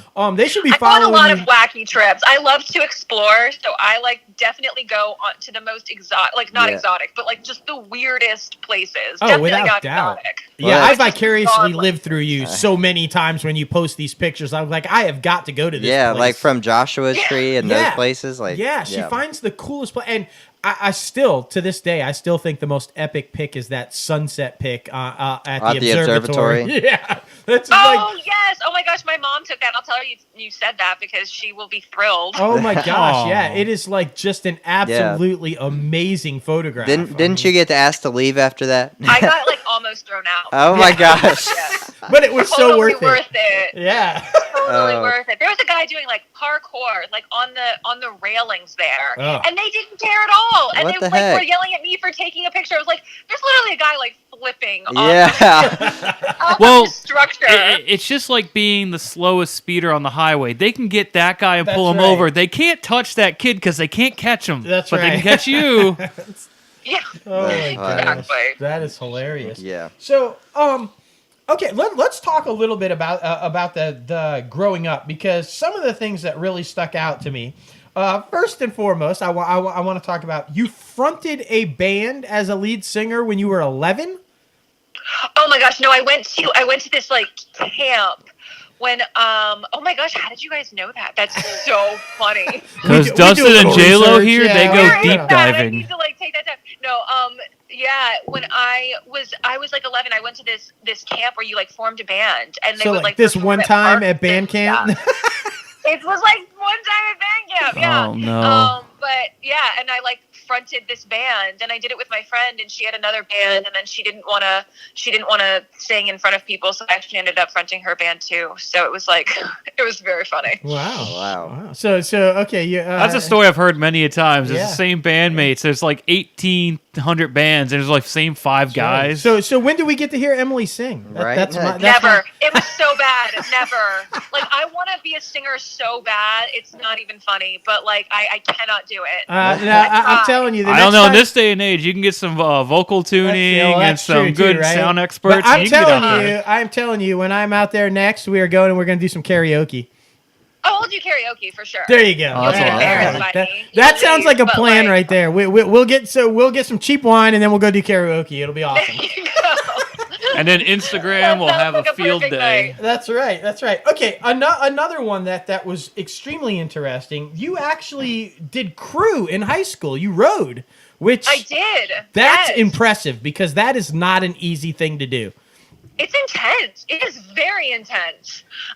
Basically, I was bad at every single sport there is. So my parents were like, try crew. And I was actually like not horrible at it. So, I kind of did that just for a while just because, I really did need a sport. I didn't suck at, and that was it. Wow. Yeah. So the one you don't suck at is like one of the hardest ones to do. It's really hard. I guess. Really hard. Just the upper body strength you have to have alone just to do that is insane. I mean, kudos to that. It's really intense, and it's a cool sport. Not a lot of schools have it. Not a lot of places have it. So I mean, it was definitely kind of a cool sport to be a part of. But very intense. Absolutely. And you did a little gymnastics and a little swimming, right? Very bad at swimming, but yes, I was there. Gymnastics I was okay at when I was like little, and I loved doing it. But also when I started getting more into acting as I got a little bit older, all of those things kind of went by the wayside, and I focused more on the acting stuff. So awesome. So what I guess, do you have a area where you prefer stage or film or television, or do you just like to do a little bit of all of it, or do you have an area where you would like to focus on more, like film or television or stage? Or well, I think the dream would be to be series regular on a show. I just think that would be awesome, just like schedule wise and just like, you know, logistics wise. I think that would be awesome. And just to have a recurring job, that would be, you know, so nice. But I think there's stuff to gain from everything. I mean, obviously with like stage, you know, can help you with memorizing. You have to memorize the entire thing, and you know, that's kind of cool. And it's cool to see, you know, get that instant reaction from the audience and see what people think right then and there. But then, you know, film and television is great. You can redo it a million times. I've never actually been on a soap opera, but you know, those, like, I've heard are a totally different ball game, and they move really quick, and there's a ton of dialogue. So that's something I would like to try too, because I feel like that would really hone the memorization skills and all that good stuff. So I would like to try that. Yeah, we had Eric Braden on the show, and he said they do around like 75 to 80 pages a day. Like, it's insane. It's insane. That's gotta be nuts. So crazy. And I've heard that they stand like in a really close like square, like really close together. Yeah. I do want to. I would like to experience that, because I've heard it's totally different than just regular, you know, television or film. So I would like to try that. Yeah, I would guess if you can get through that, you gotta do pretty well everywhere else, I would think. Yeah, seriously. That's insane, to that type of an environment and that many pages a day. It's just got to be nuts.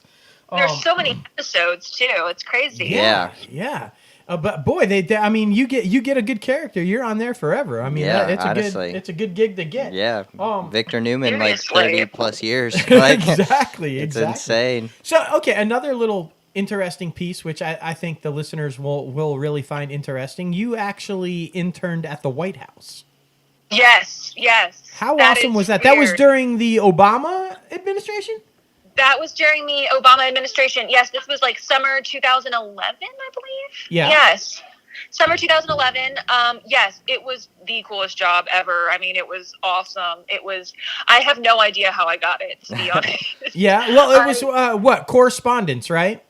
I was in correspondence. I was in greetings. I was in the greetings department. So we would sign off on like birthday cards, on 100th birthday cards, on anniversary cards, and all that good stuff, and send them out. But it was the coolest job. It really was. And then once a week we would go on like the hotline to all of the people coming or calling into the White House with their concerns, and it was definitely interesting to hear some of the concerns of the American people, and it was one of the most interesting jobs I've ever had. I imagine. And I mean, just the honor of being able to be at the White House and serve at the White House has got to be that's really cool. Yeah, congratulations. I mean, that's impressive. Oh, thank you. Mm-hmm. Yeah, it was fun, and you know, I got really close with the other interns. I think there were only 7 of us, so it was really cool. And we've stayed close ever since then. And you know, there's such a great group of people. It was a very, very cool experience. Wow.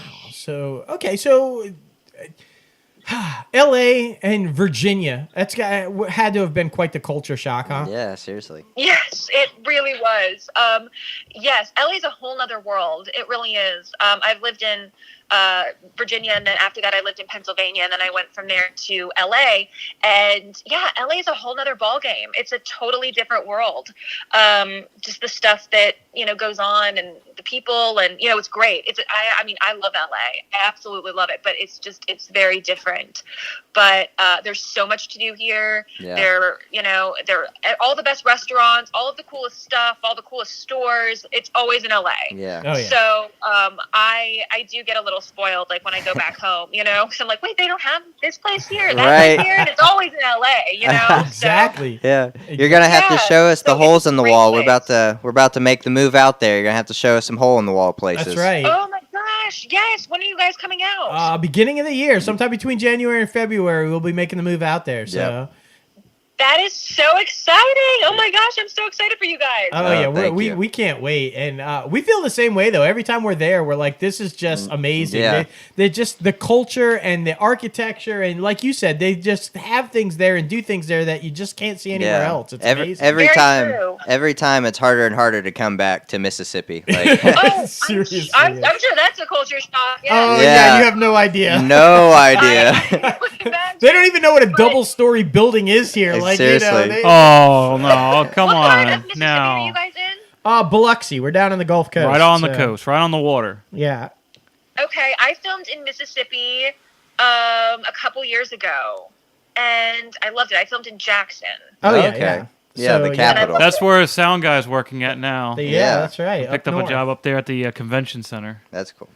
Yeah, I loved it. Yeah, it's nice. I mean, I won't say it's not nice. Yeah, It's just the coast is definitely the best part. Absolutely, Yeah. absolutely. And we're like 2 hours away from New Orleans, so that's kind of cool. Yeah. Okay, that's awesome. Yeah. I mean, yeah, I do spend a lot of time. A in New lot of Orleans. time in New Orleans. So that we won't complain about that. Yeah.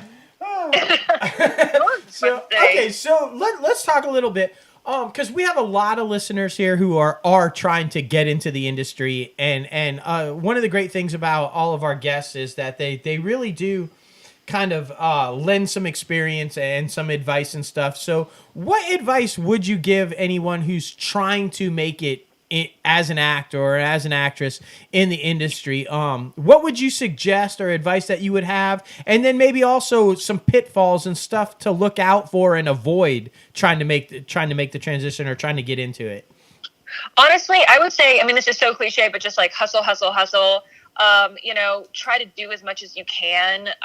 Try to, get in acting classes and take classes from different teachers and different styles. I think that's so helpful. Yeah. Sometimes, you'll get a teacher and they'll be like, don't study anywhere else because it'll confuse you or like whatever. I think it's great to try all different acting classes, all different styles, see what works for you, just so you have that background and that knowledge. I think that is really important. And just to, give it time, like don't rush anything. Right. I've had a lot of friends that come out to LA and they're like, if I'm not a series regular in 3 months, I'm going home, and this stuff takes time. It builds, right. And, it takes a while to kind of like find your place and, get with an agent or a manager that works with you and works well for you. Mm-hmm. So, also just give it time, but always hustle, always stay on the grind. There's always something you can be doing, Exactly. whether it's getting new headshots or taking classes or, self-submitting, Exactly. whatever it is. And there's always something you can do. Exactly. And doing multiple what I love things. about this industry is that it's never boring. There's always something to do. Exactly. When doing multiple things at once, like you can go to a class and still be auditioning for things. Oh, exactly. Oh, yeah. I mean, usually you're doing like 20 things at once. But Exactly. Yeah, it's never a dull moment. But it's always keep thinking outside of the box. Like, what can I be doing? What could get me ahead? I think that's always a really good plan. And what would you say to the people who are scared to take the leap? Like we hear it so often about people who want to do it, but they're terrified to leave the comfort zone and actually go to LA because they think they're gonna it's just somehow gonna break them. And it just, what would you say to people? I mean, that to encourage them to make that leap. I mean, it is possible, just jump, right? Just do it. Like with me, I think for maybe like a year before I came to LA, I was like, should I do it? Should I not? Should I do it? And then one day, actually the day that I was in law school, I drove to the airport after class. I packed up my stuff, got a place sight unseen for 4 weeks, for a month, and just went to LA, bought a one-way ticket, and then I never came back. I got my place for 4 weeks and I was like, I'll just try it out. If I hate it, who cares? It's 4 weeks, and ended up loving it and never looked back. That's amazing. That's amazing. I love that. A one-way ticket. And the one thing though that really stands out in that whole thing, and I love the one-way ticket and all that, but what you said is, if it doesn't work out, it's 4 weeks, I just go back. Exactly. I think that's the thing we try to tell people all the time. It's like, what's the worst that can happen? You come back to the life that you had before. Yeah. At least, exactly. I mean, nothing's going to change. Everything's still going to be there. Like it's. You lose nothing and you can gain everything. Exactly. And I didn't know a single person. I didn't have an agent. Like it was really weird and it was so exciting. Like it was weird for me because I wasn't even scared. I was just so excited. Like I remember I landed in LA. I just had my suitcase. I was going to my apartment that I had never seen before that I got online. Right. And I was like, this is exciting. This is it. I was like, I don't know anyone. I don't know where to go. I don't know anything. I don't have a car. Right. Yeah. And it was so exciting. Yeah. It really was. Just taking that leap, man. That's all it is. The risk. I mean, you got to leave that comfort zone. Yeah. I love what she just said, though. You have nothing to lose, but possibly everything to gain. Exactly. I love that. So yeah, and you have some fun stories because, like I said, I literally found an apartment like in an afternoon. It was crazy, and it was the sketchiest apartment I've ever lived in my life. It was weird as hell, and it made for some great stories. Exactly. And what neighborhood was that? No. Right. I've tried to find it again because I can't even remember where it was. That's but hilarious. The last day I was there, I was like going up to my apartment door and somebody was walking out with my bed. And it was the guy who I guess owned it. It was like a sublet of a sublet of a sublet. So I never knew who owned it. And the last day I was like walking up to my apartment and the guy was like, oh yeah, we're taking this. And I was like, oh, like, who are you? And he was like, I own this place. And I was like, wait, I've met 2 other people who said they own this place. Right. Like last night I didn't have a bed. I just didn't have it. Wow. I was like, Mom, like they just left with my bed. I love that though. See, that's what she's talking about. Stories. Exactly. You have stories. Like, how can you? Oh my gosh, that's so great. That's epic though. But look at you now. See? Exactly. I mean, look at you now. You're killing it. So. Yeah. Oh and my it's gosh. fun. It's an adventure. Life's just an adventure, and it's all part of it, Hell yeah. That's the way you got to live life. That's why we like you so much, because you really do just have the right attitude with life and the right approach to life. It's supposed to be fun. It's supposed to be an adventure, right? I mean, yeah. And you're going to fail. Of course you're going to fail sometimes, but that's all part of it. So right. And sometimes those failures, you look back and you're like, what was I thinking? Like, that was crazy. But it's all fun and it's funny and it's, right. it's part of your story. It's great. Exactly. YOLO. YOLO. That's right. YOLO. Oh boy. Oh my gosh. You are so awesome. Yeah. All right. So also, I'm really excited about this because I can't wait to hear what you came up with. Yeah, seriously. We do our top 5 segment every week now. And so this week's topics was a difficult one for me. Yeah. I'm not going to lie. I couldn't come up with anything but dogs at first. And I'm like, what the hell? But top 5 favorite TV or movie animals. Yeah. Like, so... It was interesting. It was interesting. Like, so are you sure? Are you sure you want to participate? Oh, yeah. Okay, so this was actually an easy one for me. Like, you texted me this morning, and you're like, okay, top 5 animals or whatever. And I, literally, I was like, okay, got them. Got 'em. I don't know why this was so, weirdly easy for me, but I love animal actors. I love them. They're so great. But, yes, I do have a top 5 list. So my first and favorite ever is Stella from Modern Family. Oh, nice. Yeah. She's adorable, and I just love the whole dynamic between her and Jay. It's just freaking adorable. Stanley, the giraffe from The Hangover 3. I know it dies in a really morbid way, but they have Stanley at Malibu Wines. Oh wow! And you can meet him and feed him and all that good stuff. So oh my gosh, see that's awesome. Yeah, yeah. Mark that on the list to do. Right. If you guys haven't done that, you guys have to do it. Oh, totally. Oh, it's absolutely great. And then, of course, Sassy from Homeward Bound. Yes, that's on my list. Sassy as hell, and she's just my idol in every way. I would have to say I don't want to stick with too many dogs, but Eddie from Frasier. That's my list. Yeah, he was on it for so many seasons. And Seriously, he was killing it. Oh, he had a full personality. He was career. he was some of the show. Yeah. Oh my gosh, yes. And then of course, classic Trigger, the horse from Roy Rogers. Nice. I was thinking about putting him on the Grauman's list. Chinese, and he's a star. Wow. He's a star. Good list. That was eclectic. It was. That was a good list. It was. All right, Yeah. J-Lo, what you got? Man, well, I'm gonna say Emily's first since she's Okay. not here. I'm gonna start off with Winter. That's from the Dolphin's Tale. Yeah, She Winter. says Okay. Hachi from Hachi, I think. I don't know. Oh my gosh, yes. I've never even seen that, so Me either. I was I'm like, "What is That Hachi?" That's over must be my an head, Emily too. thing, 'cause Yeah. I don't know what that is. But okay. Oh, so great. Toto from The Wizard of Oz, and Marcel. Oh my God, how did I forget Toto? Right? And What's Marcel from? Great. Marcel is from Friends. Friends. Oh, the okay. monkey, Yeah, the monkey. That's right. That's what I know him And as. what was her last one? She only had 4. Oh, she only had 4. yeah, Of course. yeah. Of course. Do you have Tavia's? Or? It's in the group. You have it? I will. We'll go back Okay, around. you go We'll back. come back. Yeah, Yeah, go back. but for mine is Sassy from Homeward Bound. Yes.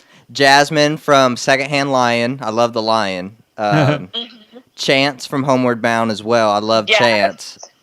Dog from Big Jake, John Wayne's movie from way back in Yeah, the day. yeah. Wow. Yes. And Marcel from Friends. Of I course. love Friends. Yeah. I'm just gonna say. I don't think our listeners Yeah. know that, J-Lo. Yeah. Emily, what did you think about when they said Netflix was going to cancel Friends? Did you freak out?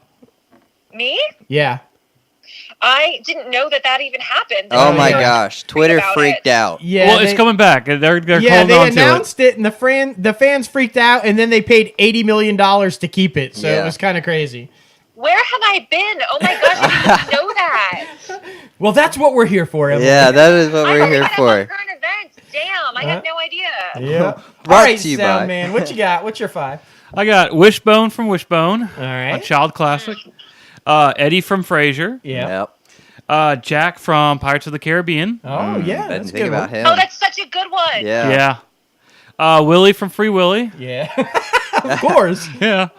And Beethoven. Beethoven. From Oh, Beethoven yeah. movies. That's a good one. Classic. Hell yeah. All right. Well, I'm, of course, old school. I've got to go old school. Yeah. So I'm going Flipper, of course. Yeah. You know. Nice. Lassie, of course. Yeah. Yes. That just makes me Benji. cry. Because like I said, you had to have dogs. Yeah. Lassie Yeah. and Benji. And then Mr. Ed, because what would Yeah. this category be Wilbur. without a talking horse? Right. Oh, Mr. Ed. True.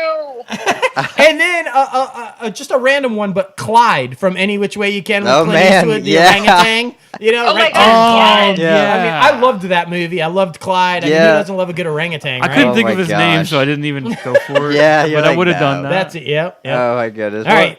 Tavia's was Lassie the dog, Flipper the dolphin. Oh, Yeah, exactly. Tavia's so old school, Right? Like Enzo the dog from My Dog Skip, the Oh, nice. Moose the dog from Frasier, whoever that is. I don't even don't know. know. And Was that Niles' maybe pet? Niles maybe. and Niles' wife? Maybe. And then Marcel from Friends. Yeah, Yeah. so- So I'm surprised there were some doubles this week. Yeah, to there be were some honest. doubles. I thought for sure maybe not, but yeah. Oh, well. yeah. All right. Those are all good lists. Yes. Yeah, yes. it's okay. Yeah. So gosh, it's gonna be hard next time. So we're thinking next time, Emily, like a category is like the top 5 remakes you should never make. Yeah. Like like Breakfast Club or like what just movies or TV shows you should never touch. That's so great. Yes, Breakfast Club, Friends. Yes. Yes. So many. Exactly. So many. So Exactly. many. Well, listen, thank you so much for coming on. Seriously. And we were so excited to finally get you on here. Oh, thank you guys so much for having me. It's always so great talking to you guys. You guys are so awesome. I just love you guys. Stop. Oh, honestly though, we cannot thank you enough for everything that you do for us and for all the support you give us and everything. And you are just wonderful. And we will definitely be in touch soon. And yeah, we're looking forward when we get out there. We're definitely gonna meet up with you, and we're just gonna have some fun. Oh my gosh. Have a absolutely. wine Let me know when drinking you're out bar here. crawl. Yeah, absolutely. You'll be Right. the first person we call. We're like, yeah, we need a random apartment and we need some. Yeah, we need some I wine. got you. That's I right. Got you. Oh my Oh, You man. require that. Excellent. Well, Yeah. listen, have an awesome rest of the day. Yes. And we will definitely be in touch soon. Awesome. So great hearing from you guys. I'll talk soon. All right. Awesome. Bye-bye now. Bye bye. She's just freaking awesome. She man. has got to be, like I Yeah. said at the top of the intro, one of the nicest people Yeah, ever. seriously. But man, I just love her. Yeah. I love her. I got on a plane, a one-way One-way ticket. I didn't have an apartment. Yeah. I didn't have a car. I didn't know Exactly. where I was going. That's a song I mean, or that some is shit. yeah.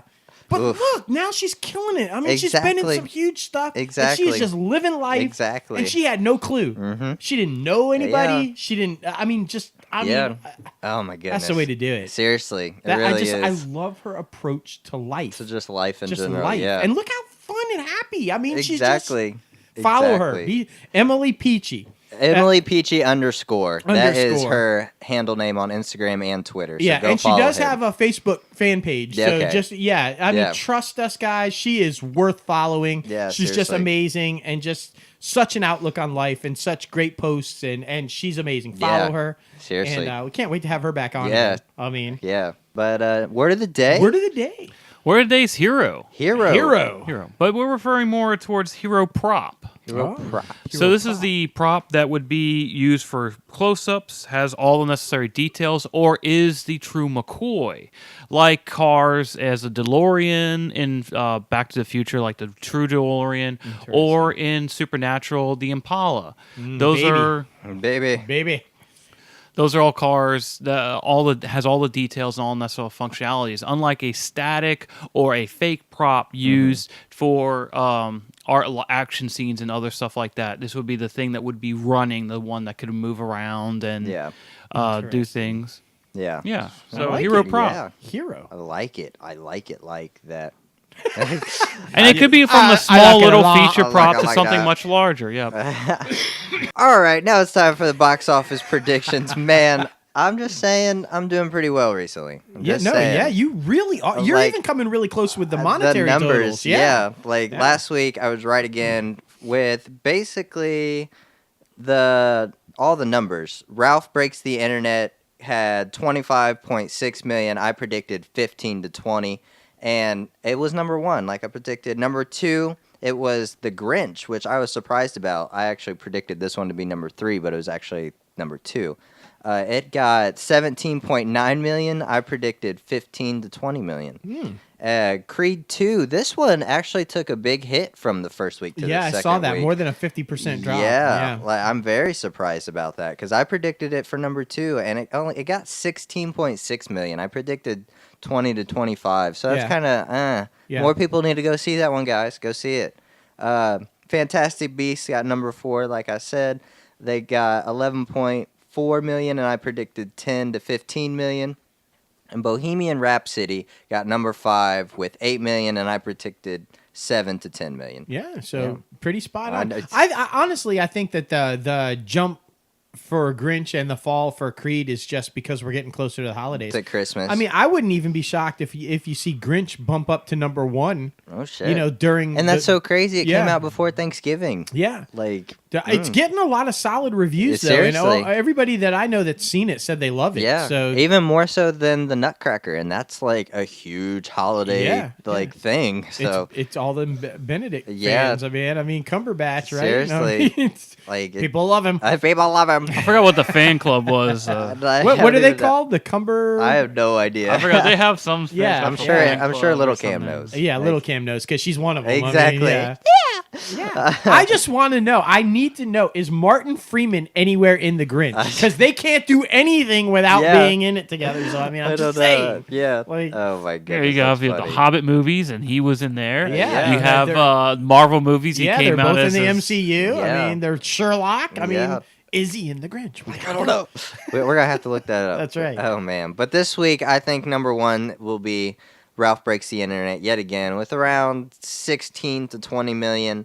Number 2, I think it's going to be The Grinch again with around 10 to 15 million.